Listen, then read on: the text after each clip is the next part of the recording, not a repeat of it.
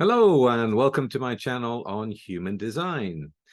So we've got a mixed bag of questions today, and I want to start with the inner authority questions because it's a real core element to the practicality of human design. So it certainly deserves some attention. And we begin with a question from Maria. This is her question. You are helping me on my journey towards living what I am as myself, and I am incredibly grateful. As a sacral generator, it feels so easy to follow the ride as long as I get out of my head and watch instead of thinking. Work in progress, and I'm in love with it. Good to hear, Maria. For my best friend, an emotional projector with both Head and Ajna defined, it is a different story. She struggles a lot, and it seems so hard for her. I'm wondering, is following your strategy and authority harder for projectors? Is it like Ra suggested early after his experience, that it is easy for generators and harder for the other types? Well, great question. And I love that you're loving the experiment and being in the experiment. How wonderful. So is it easier for generators? Well, yes, I think it is easier for generators, but perhaps not as easy as Ra thought it was. When you've got an open sacral and a generator is nearby you and a generator responds, the open sacral is going to pick that up. It's going to pick that energy rise or that energy shrink. So from Ra's point of view, as an open sacral, it seemed obvious. But as he discovered, it's not that easy for generators, because generators just splurge their energy on all kinds of things without really responding. At least most of them do. The sacral is not an awareness center. However, if you are engaged in your experiment, as you are, then yes, you are literally riding the energy. You are getting out of your own way. You are not letting the mind interfere. But you're in the experiment. It's you learn as you go, and providing you keep on going and you stay with it, you'll see the stages that come. And indeed, it does get much, much easier, because after all, it is something tangible. It is your energy moving, and you moving with your energy. So you have to kind of resist it with the mind and go, oh, we shouldn't be doing that or whatever. But you're going to feel the dissonance of that. So yes, it is easier for generators in that respect, but not necessarily as easy as Ra thought it would be. You do have to be engaged in the experiment, and you do have to stay with it. Regarding a projector with emotional definition and with the Head and Ajna, yeah, there's going to be a lot going on in the mind, fixed in their own certainty, fixed in their own way of conceptualizing, and at the same time dealing with the wave itself, which will go up and it will go down, it will go up and it will go down. So that is more complicated for sure. And coming to terms with her own emotional waves and the way that they move is going to be part of it. Getting to those points of clarity that will come if she lets the mind just think and be separate from her.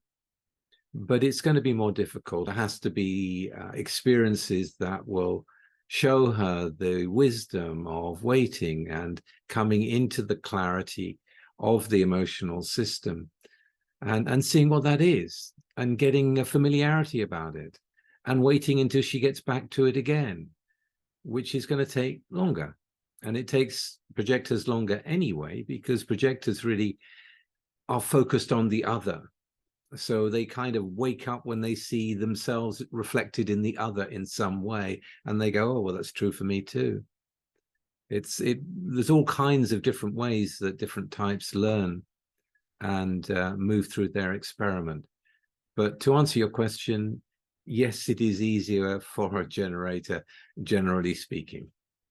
And now our second question from the Needle of the Eye 6401. And this is their question. In one of Ra's lectures, he says, conditioning is not the problem, ignorance is the problem. I know Ra often insisted there is no freedom, but I hear this is a rejection of a superficial, illusionary notion of absolute freedom. Seems to me that from a human design perspective, there is freedom, though not from conditioning, but within conditioning. This resonates strongly with Hegel's idea via Engels' rendering that freedom is the insight into necessity. And it feels fitting that Rudolf Steiner, in the philosophy of freedom, insists that truly free deeds arise only when we act out of conscious, individualized intuition, aka inner authority, rather than unconscious drives or inherited moral codes, the very patterns he also calls forms of conditioning. From this perspective, human design offers a remarkably precise experiential way to move from blind necessity towards a lived freedom in this very specific sense, a freedom that speaks through aligned inner authority in the midst of conditioning, rather than being ignorant of it or pretending to stand outside of it. I find this both philosophically compelling and personally liberating. The practical application and lived experience are the key here, something that academic philosophy is very limited in. As a self-projected projector with a rather noisy mind that hears voices, I'm still working on distinguishing conditioning from the authentic expression of inner authority. At this stage, even the inner question, will this make me happy, feels almost criminal to me. Any suggestions on how to approach this will be highly appreciated. Well, thank you for that question, the needle of the eye. An interesting question. And yes, when Ra says ignorance is the problem, it's not the solution to get knowledge. He also said knowledge is not power, and we need to bear that in mind. You can know about something, you can know about your inner authority, for example, but until you actually enter into the experiment, you don't really know it. You don't really know what it's about until you move into the experiment, and then you find out through the process of it. And you talk about freedom from conditioning within the conditioning. Well, most adults have not been fed correctly. So there is this transference in the mind, in the underlying layers of human design in terms of the color and the tone. And in that sense, yeah, there's no choice. You know, if you're designed to see, as I am designed to see, in probability, but instead I'm seeing in possibility, then I can get lost in all the possibilities and be blind to my own way of actually seeing, which is to see what is probable. But I can't control that. You know, it can flip.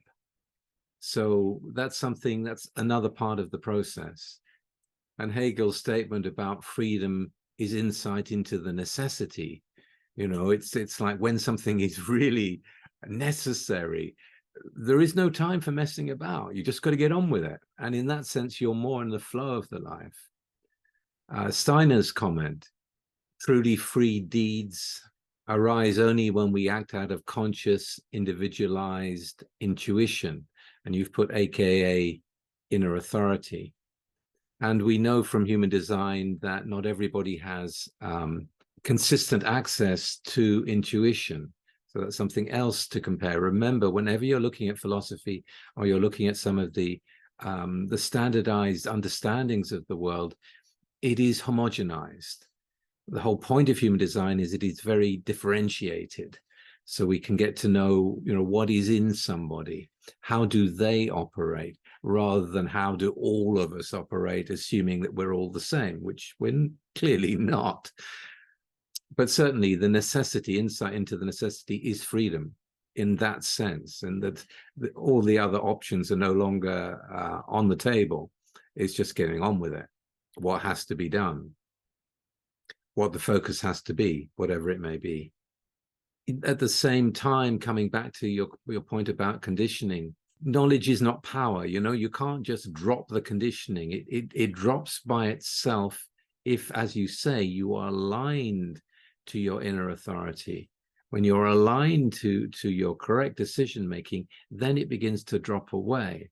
And then it's not that you have to hold on to it and be free within it. It actually dissipates. You know, things that were an issue in the before human design are no longer an issue. They've dropped away. It's sorted. It's done with. You're not operating in that way anymore. You're not conditioned in that habitual way. You don't have to keep on guard about that. It will drop by itself. The main point is to keep aligned to the inner authority. Coming to your question about how do I have any advice for you in following your inner authority as a self-projected projector? Well, you have the 1333. So that is a direction. And you also have the 24, 43, 23 unconscious and the 47. And, you've got a very noisy mind, as you say. And all kinds of things can come through that.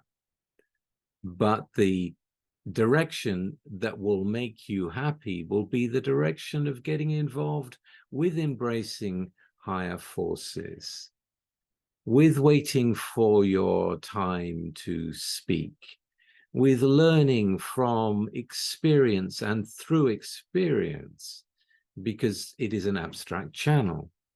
I think of it as the channel of the hero's journey, the prodigal son that went away and explored all other kinds of lands and met all kinds of people and came back with all that experience to share with others. That is the direction that will make you happy. And what you're going through now in your life is gaining the experience of exactly that. It's not time to share it yet, but that time is coming, and it will come through the way that your mind interprets it, which will lead to you being recognized for the one that has been through that and has something really important to share from that can help all kinds of people. So that will make you happy. It's not like, is it criminal or what makes me happy? It's like, what do you do? What direction are you going in that you keep going in, which adds to your experience in dealing with forces that are beyond your control. And at the same time, you are in there learning. You are in there experiencing. You are translating what's happening for you in these experiences for you to be able to share them and reveal the secrets that you've found from that experience. So in that sense, happiness can be described as something that will feel expansive to you, something that will bring you more substance from the experience of you going in that direction.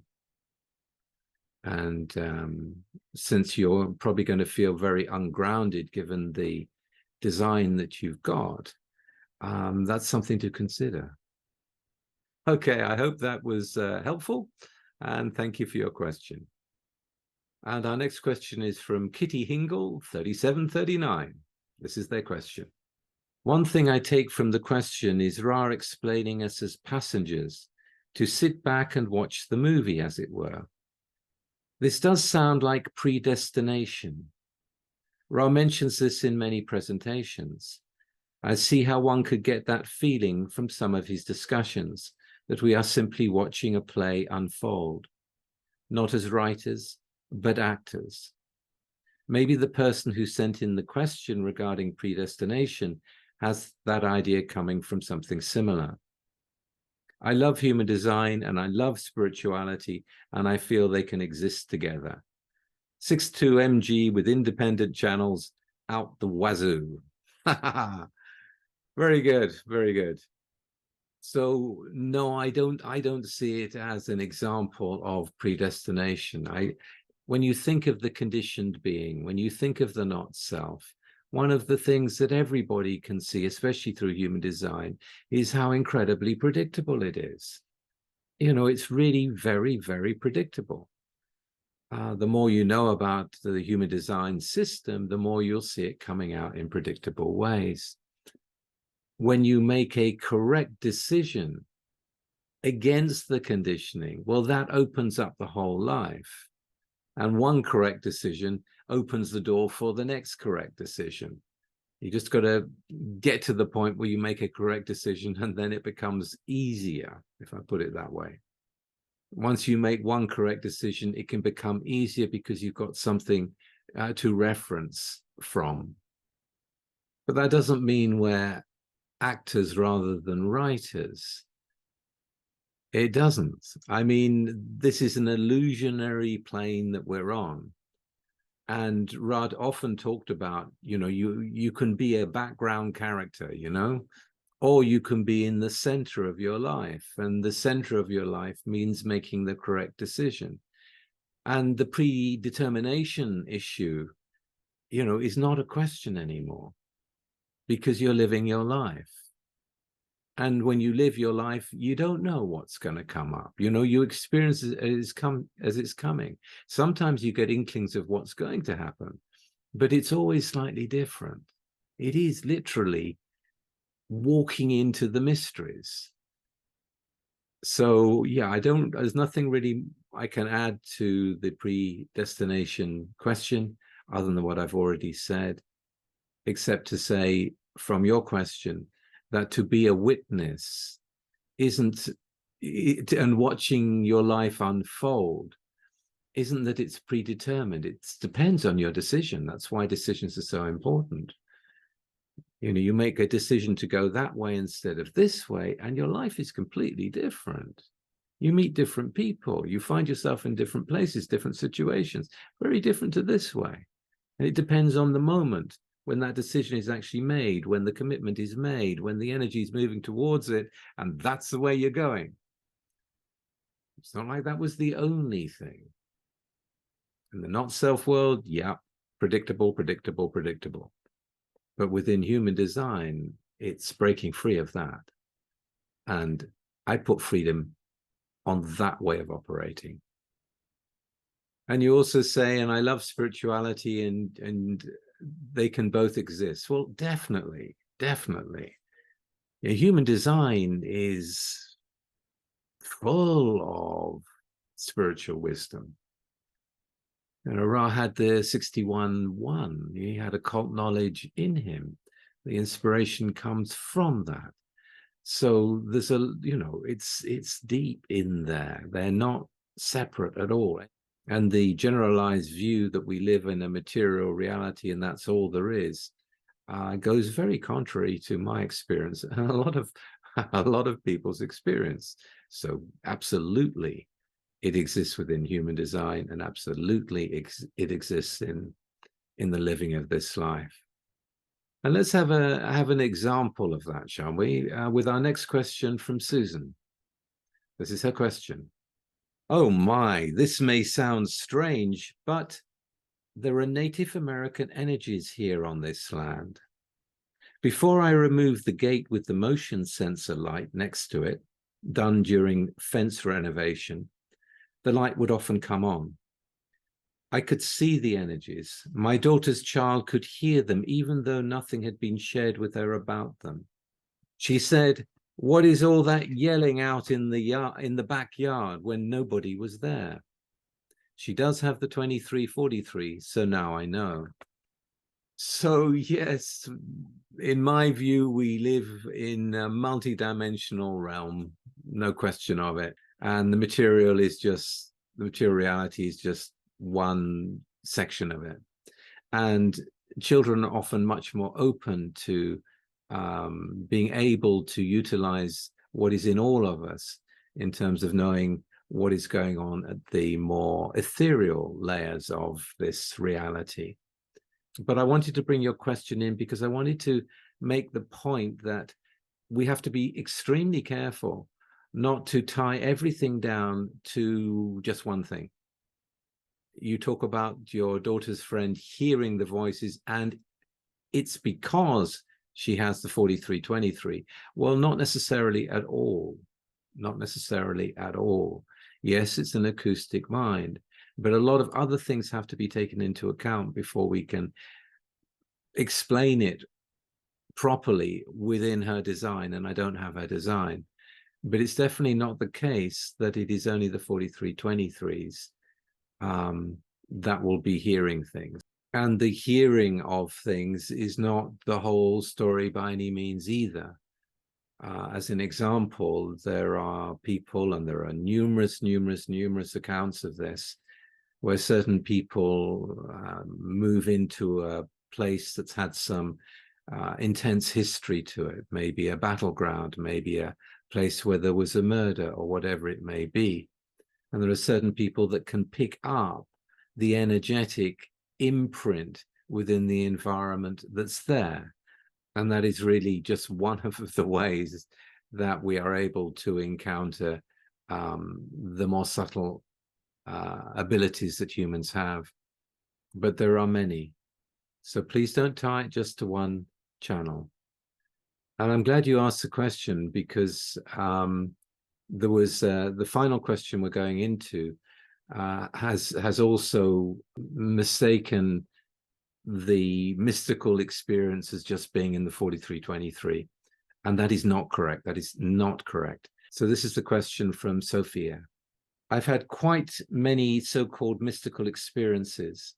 It started with the sudden death of my ex-husband in 2007. I have the Incarnation Cross of Incarnation. Can this specific cross be linked to such mystical experiences? I don't have the 4323. So that's wonderful, because this is the point that I want to make. There are lots and lots of different mechanics involved in mystical experiences, and lots of other things we have to consider. So you have your chart and you go, well, where are my mystical talents or whatever? And well, if it's not in the 4323, is it in the cross? Again, you're looking for things to say it's because of this or it's because of that. And one has to take a much more holistic and deeper view of the entire design in order to get to the nub of these things. And it is my strong interest to want to bring some of the work that I've done codifying that, which will make it clearer at some point. At the moment, I'll be doing a analyst training beginning in September, and my focus is on that. But I'm always researching, and there's a whole lot of new stuff to come. So please be patient. You may also want to check out my website. It's just been redone, and various other things have been added to it, which adds more content, which could be very useful for you. Thank you for all your interesting questions. And if you like this, viewers, please like, share, and subscribe. And I shall be back again very soon with something completely different. See you then. Bye.